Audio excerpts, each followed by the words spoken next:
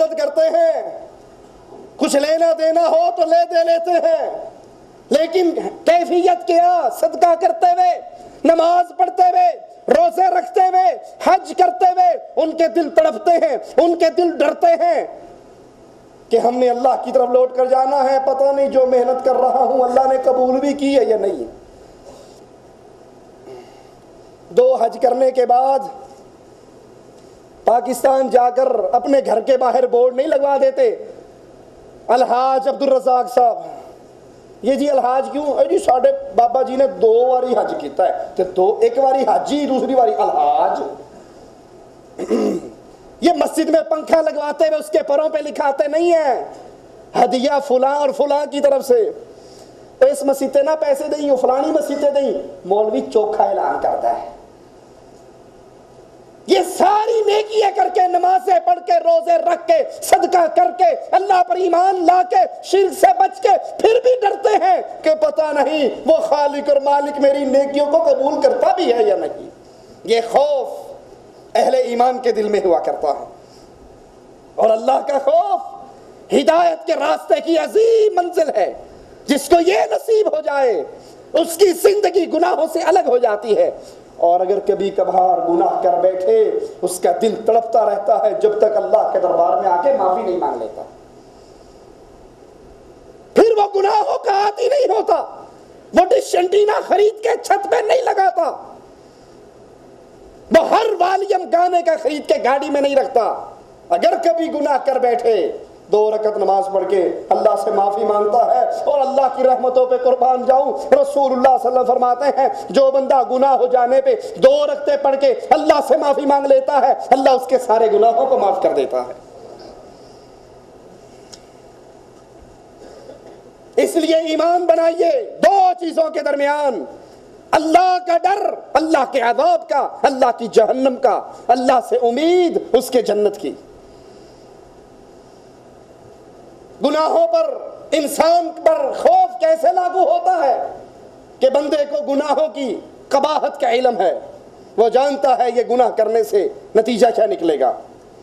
دوسرا، وہ اس گناہ پر اللہ کی طرف سے آنے والی وعید کو سچا جانتا ہے۔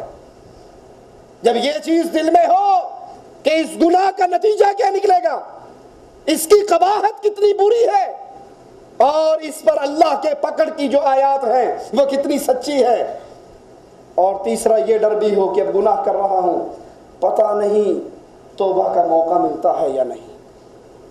ہمارے ہاں گناہ کرنے کی وجہ یہ، ابھی تو 20 سال کا ہوں جی، ابھی سے آپ کہتے ہو داڑھی رکھ لیں، کوئی کرنے والی بات ہے آپ کی؟ ابھی تو 20 سال کا ہوں، ابھی تو 60 کا ہوں گا، 70 کا ہوں گا، 80 کا ہوں گا، پھر مرتے ہوئے آخری وقت میں اس کو چھوڑ دوں گا، ابھی تو جوان ہوں، ابھی تو مرضی کرنے دو، ابھی کر لو، پھر بعد میں دیکھ لیں گے، توبہ کر لیں گے۔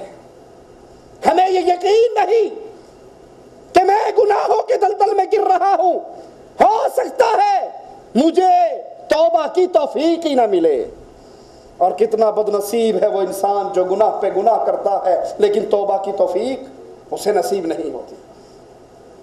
اسی لیے رسول اللہ صلی اللہ علیہ وسلم فرماتے ہیں رحمان کی 2 انگلیوں کے درمیان ہر دل ہے، جیسے چاہتا ہے پھیرتا ہے، جس کو چاہتا ہے سیدھا کر دیتا ہے، جس کو چاہتا ہے ٹیڑھا۔ میں اور آپ گناہوں کی دلدل میں، لیکن یہ فکر نہیں کہ ہو سکتا ہے اللہ توفیق چھین لے مجھ سے، میں کبھی گناہ سے معافی مانگ ہی نہ سکوں۔ اسی لیے رسول اللہ صلی اللہ علیہ وسلم قسم کھا کر کہا کرتے تھے لا و مقلب القلوب، مجھے دلوں کے پھیر دینے والے کی قسم۔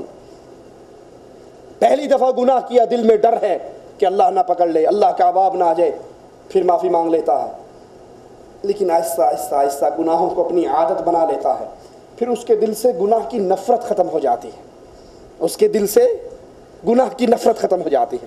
اور جب دل سے گناہ کی نفرت ختم ہو جائے، توبہ کا موقع، توبہ تو وہی کرے گا نا جس کے دل میں نفرت ہوگی کہ میں نے یہ غلط کیا ہے، میں نے یہ ظلم کیا ہے، میں نے یہ زیادتی کی ہے، میں نے یہ حرام کاری کی ہے۔ اور جب وہ اس کو اپنی روٹین ورک بنا لے، روز کا کام بنا لے، تو پھر ایسے دلوں پر مہریں لگ جاتی ہیں۔ اللہ سے دعا کرو اللہ ہمارے دلوں کو گناہوں سے پاک اور صاف کر دے۔ اسی لیے قرآن حکیم میں مالک کا اعلان کبھی نہ بھولیے افامنوا مکر اللہ، کیا یہ اللہ کے مکر سے بے خوف ہو گئے، امن میں آ گئے، نڈر ہو گئے، بے فکر ہو گئے؟ افامنوا مکر اللہ، تاریخ میں آتا ہے، اور اللہ کی پکڑ کو ہمیشہ یاد رکھا کرو، اللہ سب سے پہلے کہنے والے کو عمل کی توفیق عطا فرمائے۔ ایک شخص مسجد کے مینارے پہ چڑھتا ہے اذان دینے کے لیے، نیچے ایک گھر پہ نظر پڑتی ہے، ان کی لڑکی پہ نظر پڑتی ہے، دیوانہ ہو جاتا ہے، نیچے اترتا ہے، کہتا ہے میں نے شادی اسی سے کر لی ہے۔ وہ گھر والے کہتے ہیں تو مسلمان ہے، ہم عیسائی ہیں، ہم تجھے رشتہ نہیں دیتے۔ کہا میں اس کو مسلمان کر لوں گا۔ کہا سبحان اللہ، بیٹی بھی دیں اور اپنا دین بھی چھوڑیں۔ کہا میں عیسائی ہونے کے لیے تیار ہوں، مجھے رشتہ دے دو۔ کہا ہمیں کیا پتا تو عیسائی سچا ہے یا جھوٹا، صرف لڑکی کے چکر میں عیسائی ہوا، کل کو پھر مسلمان ہو جائے گا تو کیا کریں گے؟ کہا جیسا مرضی امتحان لے لو۔ کہا اسلام کے اندر سور سے بڑی نفرت کا سبق دیا گیا ہے، تو فلاں ہمارے کھیت میں جا، وہاں اتنے 2 سال سور کی خدمت کر، ان کو چارہ ڈال، ان کی خدمت کر، ان کو پال پوس، پھر ہمیں یقین ہو جائے گا 2 سال کے بعد کہ واقعی تو سچا عیسائی ہوا، اسلام سے دل سے پھرا۔ اللہ ایسی گمراہی سے معاف رکھے۔ وہ انسان اس کے چکر میں روانہ ہو گیا، 2 سال اس پلیت جانور کی خدمت کی، اور کہا اب تو یقین آ گیا، اب میری شادی کر دو۔ اس کی شادی ہو گئی، تاریخ میں آتا ہے اپنی بیوی کے کمرے میں داخل ہوا، اس کے جسم کو انگلی لگانا نصیب نہیں ہوئی، دونوں چرپائی پہ بیٹھے، اللہ نے چھت کو گرا کر دونوں کو مار دیا۔ افامنوا مکر اللہ، کیا اللہ کے مکر سے بے فکر ہے؟ اذان گونج رہی ہے، حی علی الصلاۃ کا آوازہ پڑھ رہا ہے، اور میرے کمرے کے اندر انڈین فلم، پاکستانی فلم، گانے اور ڈانس۔ افامنوا مکر اللہ، اس چھت کے نیچے بیٹھا ہوں کہ یہ چھت نہیں گر سکتی؟ اللہ کا خوف، اللہ کا ڈر، اللہ کی پکڑ، ان بطش ربک لشدید، اللہ کی پکڑ تو بڑی شدید ہے۔ فلا یأمن مکر اللہ الا القوم الخاسرون،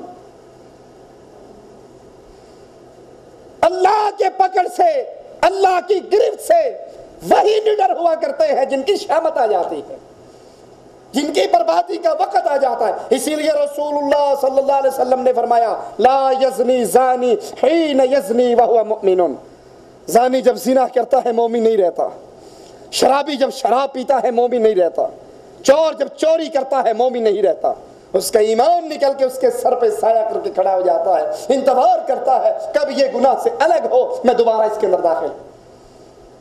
اور اگر اس وقت موت آ جائے تو یہ موت بربادی کی موت ہے۔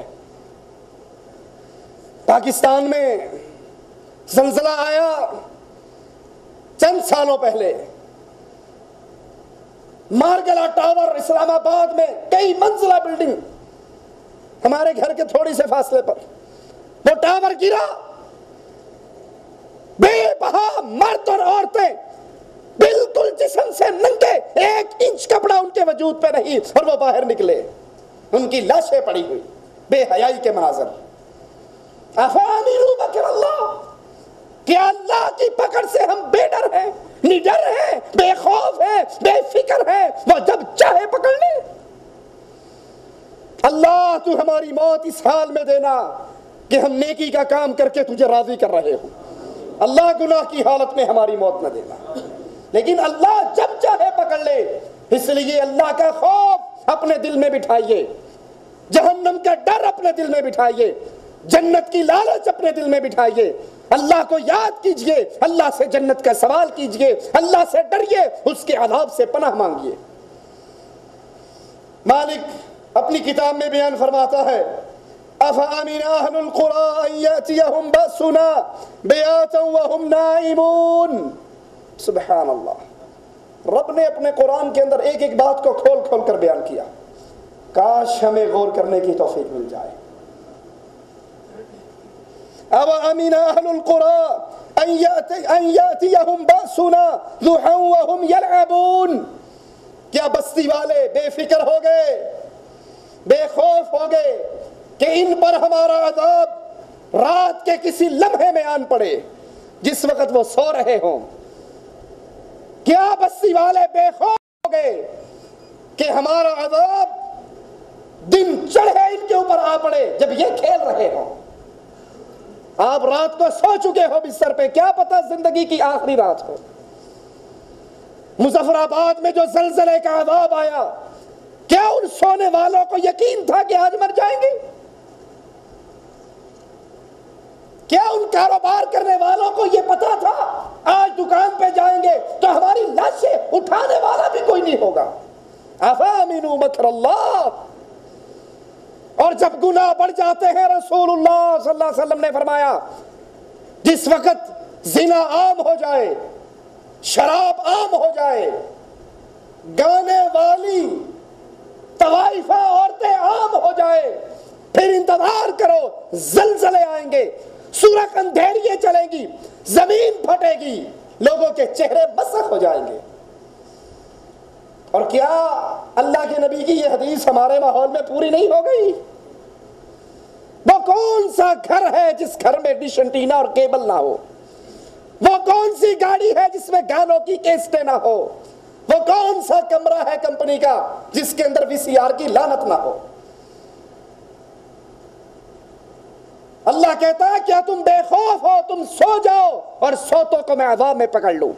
کیا تم بے خوف ہو؟ دن چڑھے تم کھیل رہے ہو اور کھیلتے ہوئے میں تمہیں اچک لوں۔